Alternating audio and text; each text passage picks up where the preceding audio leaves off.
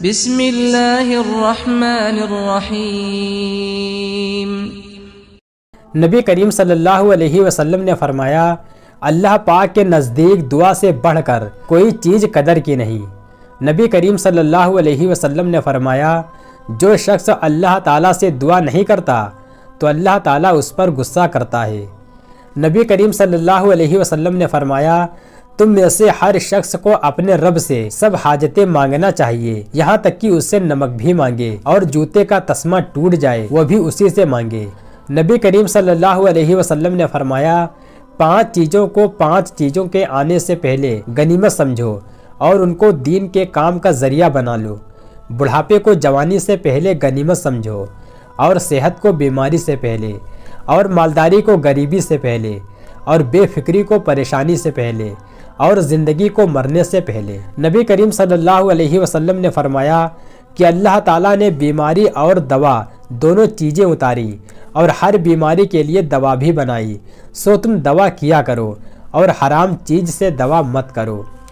نبی کریم صلی اللہ علیہ وسلم نے فرمایا کہ معدہ بدن کا حوض ہے اور رگیں اس کے پاس غذا حاصل کرنے آتی ہیں، سو اگر معدہ درست ہو تو وہ رگیں صحت لے کر جاتی ہیں، اور اگر معدہ خراب ہو تو رگیں بیماری لے کر جاتی ہیں۔ نبی کریم صلی اللہ علیہ وسلم نے فرمایا، اے اللہ میں آپ کی پناہ مانگتا ہوں بھوک سے، وہ بھوک جو نیند کو ختم کرتی ہے۔ نبی کریم صلی اللہ علیہ وسلم نے فرمایا، جو شخص کوئی مسجد بنائے جس کا مقصد اللہ تعالیٰ کو خوش کرنا ہو تو اللہ تعالیٰ اس کے لیے اس کا گھر جنت میں بنا دے گا۔ نبی کریم صلی اللہ علیہ وسلم نے فرمایا، جو شخص اللہ تعالیٰ کے لیے مسجد بنا دے گا تو اللہ تعالیٰ اس کے لیے جنت میں ایک گھر بنا دے گا جو اس سے بہت لمبا چوڑا ہوگا۔ نبی کریم صلی اللہ علیہ وسلم نے فرمایا، جو شخص عبادت کے لیے حلال مال سے کوئی عمارت یعنی مسجد بنائے تو اللہ تعالیٰ اس کے لیے جنت میں موتی اور یاقوت کا گھر بنا دے گا۔ نبی کریم صلی اللہ علیہ وسلم نے فرمایا، مسجد سے کوڑا کباڑا نکالنا بڑی آنکھوں والی حوروں کا مہر ہے۔ نبی کریم صلی اللہ علیہ وسلم نے فرمایا، جس نے مسجد سے کوئی ایسی چیز باہر کر دی جس سے تکلیف ہوتی تھی جیسے کوڑا کباڑا، کانٹا پتھر وغیرہ، تو اللہ تعالیٰ اس کے لیے جنت میں ایک گھر بنا دے گا۔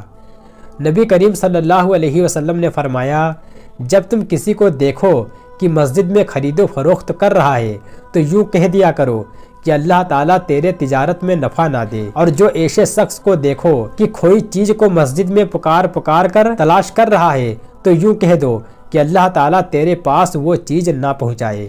ایک اور روایت میں یہ بھی ارشاد ہے کہ مسجدیں اس کام کے لیے نہیں بنائی گئی۔ نبی کریم صلی اللہ علیہ وسلم نے فرمایا، ان قریب آخر زمانے میں ایسے لوگ ہوں گے جن کی باتیں مسجدوں میں ہوا کریں گی، اللہ تعالیٰ ان لوگوں کی کچھ پرواہ نہ ہوگی، یعنی ان سے خوش نہ ہوگا۔ نبی کریم صلی اللہ علیہ وسلم نے فرمایا، جو شخص جماعت کی نیت سے مسجد کی طرف چلے تو اس کا ایک قدم ایک گناہ کو مٹاتا ہے اور ایک قدم اس کے لیے نیکی لکھتا ہے، جانے میں بھی اور لوٹنے میں بھی۔ نبی کریم صلی اللہ علیہ وسلم نے فرمایا، تم ان بدبودار ترکاریوں سے یعنی پیاز اور لہسن سے بچو کہ ان کو کھا کر مسجدوں میں نہ آؤ، اگر تم کو ان کو کھانے کی ضرورت ہی ہو تو ان کی بدبو کو آگ سے مار دو، یعنی پکا کر کھاؤ، کچی کھا کر مسجد میں نہ آؤ۔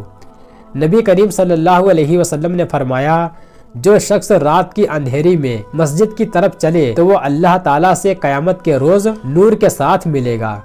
نبی کریم صلی اللہ علیہ وسلم نے فرمایا، 7 آدمیوں کو اللہ پاک اپنے سائے میں جگہ دے گا جس روز سوائے اس کے سائے کے کوئی سایہ نہ ہوگا، ان میں سے ایک شخص وہ بھی ہے جس کا دل مسجد میں لگا ہوا ہو۔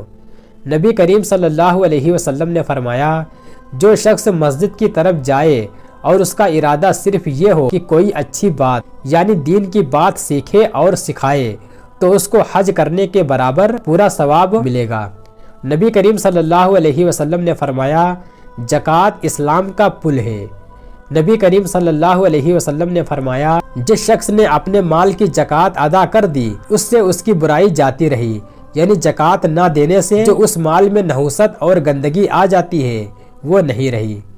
نبی کریم صلی اللہ علیہ وسلم نے فرمایا، جو شخص تم میں اللہ اور اس کے رسول پر ایمان رکھتا ہو اس کو چاہیے کہ اپنے مال کی زکوٰۃ ادا کرے۔ نبی کریم صلی اللہ علیہ وسلم نے فرمایا 3 کام ایسے ہیں کہ جو شخص ان کو کرے گا ایمان کا ذائقہ چکھے گا، صرف اللہ کی عبادت کرے اور یہ عقیدہ رکھے کہ سوائے اللہ کے کوئی عبادت کے لائق نہیں، اور اپنے مال کی زکوٰۃ ہر سال اس طرح دے کہ اس کو نفس اس پر خوش ہو اور اس پر آمادہ کرتا ہو، یعنی اس کو روکتا نہ ہو۔ نبی کریم صلی اللہ علیہ وسلم نے فرمایا زکوٰۃ نہ دینے والا قیامت کے دن دوزخ میں جائے گا۔ نبی کریم صلی اللہ علیہ وسلم نے فرمایا ہم کو نماز کی پابندی کا اور زکوٰۃ دینے کا حکم کیا گیا ہے، اور جو شخص زکوٰۃ نہ دے اس کی نماز بھی مقبول نہیں ہوتی۔ ایک اور روایت میں ارشاد ہے کہ جو شخص نماز کی پابندی کر لے اور زکوٰۃ نہ دے وہ پورا مسلمان نہیں کہ اس کا نیک عمل اس کو نفع دے۔ نبی کریم صلی اللہ علیہ وسلم نے فرمایا نماز تو سب کے سامنے ظاہر ہونے والی چیز ہے، اس کو قبول کر لیا، اور زکوٰۃ پوشیدہ چیز ہے، اس کو خود کھا لیا، حقداروں کو نہ دیا، تو ایسے لوگ منافق ہیں۔ نبی کریم صلی اللہ علیہ وسلم نے فرمایا جس قوم میں زکوٰۃ دینا بند کر لیا تو اللہ تعالیٰ ان کو قحط میں مبتلا کرتا ہے۔ ایک اور روایت میں یہ لفظ ہے کہ اللہ تعالیٰ ان سے بارش کو روک لیتا ہے۔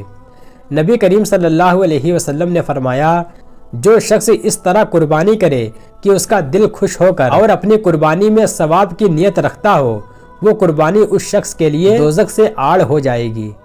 نبی کریم صلی اللہ علیہ وسلم نے فرمایا جو شخص قربانی کرنے کی گنجائش رکھے اور قربانی نہ کرے سو وہ ہماری عیدگاہ میں نہ آئے۔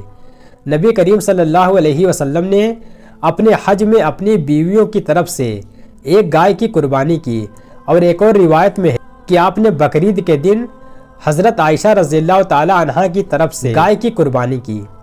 نبی کریم صلی اللہ علیہ وسلم نے ایک دمبے کی اپنی طرف سے قربانی فرمائی اور دوسرے دمبے کے ذبح میں فرمایا کہ یہ قربانی اس کی طرف سے ہے جو میری امت میں سے مجھ پر ایمان لایا اور جس نے میری تصدیق کی۔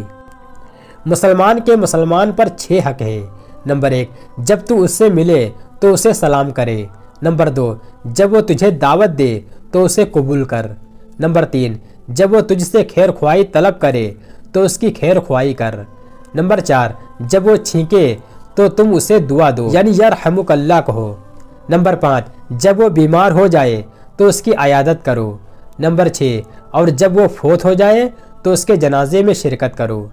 اللہ تعالیٰ کی اطاعت اختیار کرے، دل کی اطاعت صبر ہے، عقل کی اطاعت غور و فکر ہے، زبان کی اطاعت ذکر ہے، آنکھوں کی اطاعت نظر کی حفاظت ہے، جسم کی اطاعت نماز ہے، مال کی اطاعت زکوٰۃ ہے۔ جو لوگ اللہ اور اس کے رسول کی فرما برداری کرے، اللہ سے ڈرے اور اس کی نافرمانی سے بچے تو وہی لوگ کامیاب ہیں۔ حوض کوثر کیسا ہوگا؟ نبی صلی اللہ علیہ وسلم نے فرمایا میرے حوض کی لمبائی 1 مہینے کی مسافت ہے، اس کا پانی دودھ سے زیادہ سفید ہے، اس کی خوشبو مشک کستوری سے زیادہ پاک ہے، اس کے پیالے آسمان کے ستاروں کی طرح لا تعداد ہیں، جو اس میں سے پی لے گا وہ کبھی پیاسا نہیں ہوگا۔ زنا میں 6 مصیبتیں ہیں۔ نمبر 1 زندگی میں رزق کم ہو جاتا ہے۔ نمبر 2 زندگی مختصر ہو جاتی ہے۔ نمبر 3 چہرہ مسخ ہو جاتا ہے۔ نمبر 4 آخرت میں اللہ کی ناراضگی۔ نمبر 5 سخت پرشش۔ نمبر 6 جہنم میں داخل ہونا ہے۔ وہ 10 صحابہ اکرام رضی اللہ تعالی عنہ جن کو آپ صلی اللہ علیہ وسلم نے دنیا ہی میں ایک ہی مجلس میں جنتی ہونے کی خوشخبری دی، انہیں عشرہ مبشرہ کہتے ہیں۔ وہ 10 صحابہ یہ ہیں۔